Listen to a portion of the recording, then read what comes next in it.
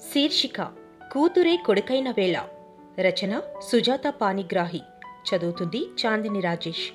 భగవద్గీత శ్లోకం మంద్రంగా వినపడుతుంది. మంచు పెట్టెలో రామకృష్ణ నిద్రపోతున్నట్లుగా కనిపిస్తున్నాడు. పక్కనే కూతురు శ్యామల తండ్రి ముఖాన్ని తడుముతూ వెక్కి వెక్కి ఏడుస్తుంది. అల్లుడు రాజేంద్ర ఆమెను ఓదార్చుతూ తాను కూడా కన్నీటిని కంట్రోల్ చేసుకోలేకపోతున్నాడు. చరణ్ చరితలు ఏడుస్తూ తాతయ్యా తాతయ్యా అని పిలుస్తున్న వారి పిలుపు అక్కడున్న వారి హృదయాలను కదిలించాయి. ఇంతలో వీధిలో వాళ్ళు ఒక్కొక్కరే వస్తూ అమ్మా శ్యామల, మీ అన్నయ్యకు కబురు పెట్టావా అని అడిగారు. అల్లుడు రాజేంద్ర వీధి వైపు చూస్తూ సాయంత్రమే ఫోన్ చేసింది అని అన్నాడు. వెంటనే అమ్మలక్కలందరూ అవునా, ఇంకా రాలేదేంటి అంటూ గుసగుసలు మొదలుపెట్టారు. తెల్లారింది. విక్రమ్ ఇంకా రాలేదు. ఏంటా అని ఫోన్ చేసింది శ్యామల. ఫోన్లో విక్రమ్ అన్న మాటలకు నివ్వెరపోయింది. మాట రాలేదు, గొంతు పెగల్లేదు ఆమెకు. రాజేంద్ర తన భార్యను శ్యాము శ్యాము ఏమైంది అంటూ కదిపాడు. శ్యామల భర్తతో ఏం లేదండి అని చెప్పి తన తండ్రి శవం దగ్గరకు వచ్చి ఏడుస్తూ కూర్చుంది. గతంలో జరిగిన సంఘటనలన్నీ ఒక్కొక్కటిగా గుర్తుకు రాసాగాయి ఆమెకు. కృష్ణపురంలో రామకృష్ణ కాస్తో కూస్తో ఉన్నతంగా ఉన్న రైతు. అతనికి 2 పిల్లలు, విక్రమ్, శ్యామల. విక్రమ్ చదువుల కోసం చాలా ఖర్చు చేయించాడు. శ్యామలకి మంచివాడైన రాజేంద్రనిచ్చి వివాహం జరిపించాడు. విక్రమ్ బాధ్యత లేకుండా స్నేహితులు, సినిమాలు, షికార్లు అంటూ చదువు మీద తప్ప ఇతర వాటిపై ధ్యాస ఎక్కువైంది. తండ్రిని లెక్క చేయటం మానేశాడు. ఇల్లు, పొలం తప్ప పెద్దగా వ్యాపకమేమీ లేదు రామకృష్ణకు. 2 రోజుల క్రితం కార్పొరేట్ సంస్థ వారొచ్చి పొలాలు కొంటామంటూ ప్రచారం చేశారు. అది విన్న విక్రమ్, మన పొలం కూడా అమ్మేద్దాం నాన్న, దానివల్ల లాభం లేదు. ఆ డబ్బులతో ఎక్కడైనా బిజినెస్ చేయొచ్చు.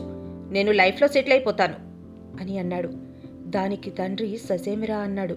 ప్రతిరోజు ఇద్దరికీ ఈ విషయం మీద ఎప్పుడూ గొడవే. రచ్చబండ దగ్గర జనాలు పోగయ్యారు. అందరూ ఆ కార్పొరేట్ వాళ్ళ టముకు గురించి మాట్లాడుకుంటున్నారు. రామకృష్ణ కూడా అక్కడికి చేరుకున్నాడు. రామకృష్ణ స్నేహితుడు సుందరం, ఏంట్రా రామా, నీ కొడుకు ఏవేవో అంటున్నాడు, వాడి మాటలకి ఏం చేద్దామనుకుంటున్నావు అని అడిగాడు. రామకృష్ణ మెల్లగా అమ్మేద్దామనుకుంటున్నాన్రా అని అన్నాడు. వెంటనే సుందరం, ఏంటి నిజమేనా? ఊళ్ళో అంతా పొలంపై నీకెంత మమకారమో అని నీ గురించే మాట్లాడుకుంటున్నారు. ఇప్పుడు వాళ్ళంతా ఆశ్చర్యపోతారు రామా, ఆలోచించు అని అనడంతో, ఇంకా ఆలోచించేది లేదు. పొలం అమ్మి కొడుక్కిచ్చిందిచ్చి మిగిలింది నా వృద్ధాప్యం గడపడానికి దాచుకుంటాను. ఇదే నా నిర్ణయం అంటూ అక్కడి నుంచి బరువైన గుండెతో కదిలాడు రామకృష్ణ. వెళుతున్న రామకృష్ణనే చూస్తూ సుందరం తన మనసులో, ఆ మాట అనడానికి నీవెంత మదనపడ్డావో నాకు మాత్రమే తెలుసురా అని అనుకున్నాడు. రామకృష్ణ పొలాన్ని కొలతలు, లెక్కలు వేసిన కార్పొరేట్ వాళ్ళు ₹1,00,00,000 అతని పొలాన్ని కొని రాతలు, కోతలు అయ్యాక డబ్బు మొత్తాన్ని అతని చేతిలో ఉంచారు. 80 లక్షలు కొడుక్కిచ్చి 20 లక్షలు తన దగ్గర పెట్టుకున్నాడు. రోజులలా గడుస్తున్నాయి. విక్రమ్కు కూడా పెళ్ళయింది. కొన్నాళ్ళు బాగానే గడిపారు రామకృష్ణ. విక్రమ్ ఒకరోజు సాయంత్రం నాన్నా నాన్నా అని అరుస్తూ వచ్చాడు. రామకృష్ణ గదిలోంచి బయటకొచ్చి ఏంట్రా అరుపులు అని అడిగాడు. వెంటనే విక్రమ్, మీ దగ్గర ఉన్న 20 లక్షలు ఇవ్వండి, అవసరం పడింది అని అన్నాడు. అందుకు రామకృష్ణ, నీకివ్వాల్సిందే నీకిచ్చాను, ఆ 20 లక్షల విషయం మర్చిపో అని అన్నాడు. వెంటనే విక్రమ్, నిన్ను నేను చూసుకుంటానన్నా, అంత డబ్బు నీకెందుకు అని అడగడంతో, నన్ను చూస్తే చూడు, లేకపోతే మాని, ఆ డబ్బు విషయం నీకు అనవసరం అంటూ గదిలోకి వెళ్ళిపోయాడు రామకృష్ణ. మరుసటి రోజు నుంచి ఆ ఇంట్లో ఎన్నో మార్పులు చోటు చేసుకున్నాయి. ఎవరి మీదో పెట్టి తిట్టడం, రాత్రి మిగిలిన అన్నం పొద్దున పెట్టడం మొదలైంది.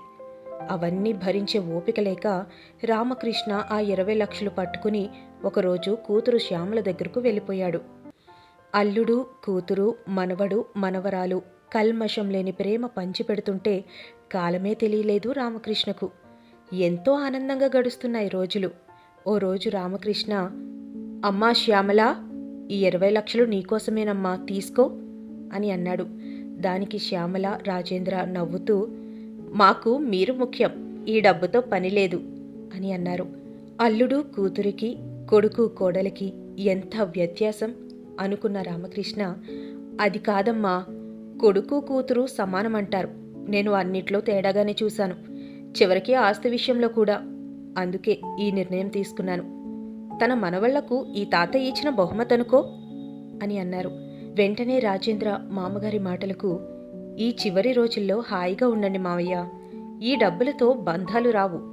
కావాలంటే ఒక సలహా ఇస్తాను, మీరేం అనుకోకూడదు అంటూ అడిగాడు. అతనలా ఆగిపోయేసరికి రామకృష్ణ, చెప్పండల్లుడు గారు, తండ్రిలా నన్ను చేరదీసి నాకింత ప్రేమను పంచిస్తున్నారు. మీరేం చెప్పినా నేను వింటాను అని అన్నాడు. అప్పుడు రాజేంద్ర, ఏం లేదు మామయ్య, అంతగా డబ్బు మాకు ఇవ్వాలనుకుంటే ఏ అభివృద్ధికి నోచుకొని అనాథాశ్రమాలు, వృద్ధాశ్రమాలు ఉన్నాయి. అలాంటి వాటిని చూసి విరాళంగా మీ పేరునిచ్చేద్దాం అని అన్నాడు. అల్లుడు మానవత్వపు దృష్టికి మురిసిపోయాడు రామకృష్ణ.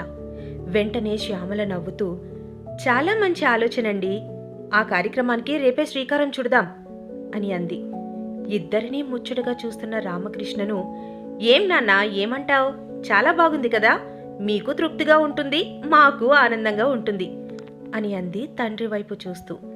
రామకృష్ణ ఇద్దరిని చూస్తూ, మీ ఆలు మొగలు ఎప్పుడూ ఇలాగే ఆనందంగా ఉండాలి, మీ జీవితాల్లో నవ్వులు విరబూయాలమ్మా, మీ ఇష్టమమ్మా అని అన్నారు.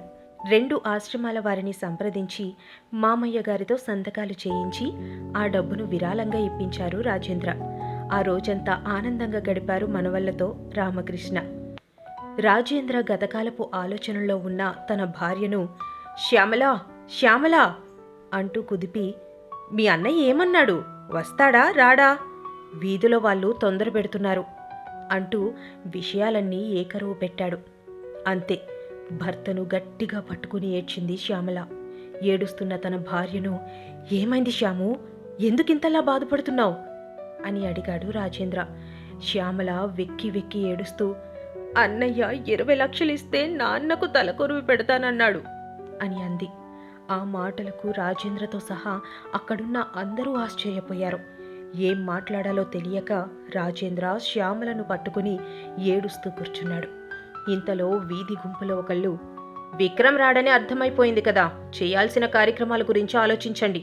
11 గంటలయ్యింది, ఎవరూ నిన్నటి నుండి ఇంట్లో వంట కూడా చేయలేదు, కార్యక్రమం మొదలుపెట్టండి అని అన్నారు. శ్యామల కళ్ళు తుడుచుకుని పంపు దగ్గరకు వెళ్ళి తలార స్నానం చేసి, ఏమండి, నాన్న రుణం తీర్చుకునే అవకాశం ఆ భగవంతుడు ఈ రూపంలో నాకు ఇచ్చాడు, నేనే నాన్నకు తలకొరువి పెడతాను అని అంది. ఎవరికి నచ్చినా నచ్చకపోయినా నాన్న రుణం తీర్చుకుంది శ్యామల. భార్య భుజం తట్టి ముందుకు నడిపించాడు రాజేంద్ర. సమాప్తం. ఇలాంటి మరెన్నో ఆసక్తికరమైన కథలను వింటూనే ఉండండి మీ తపస్వి ఆడియో స్టోరీస్లో.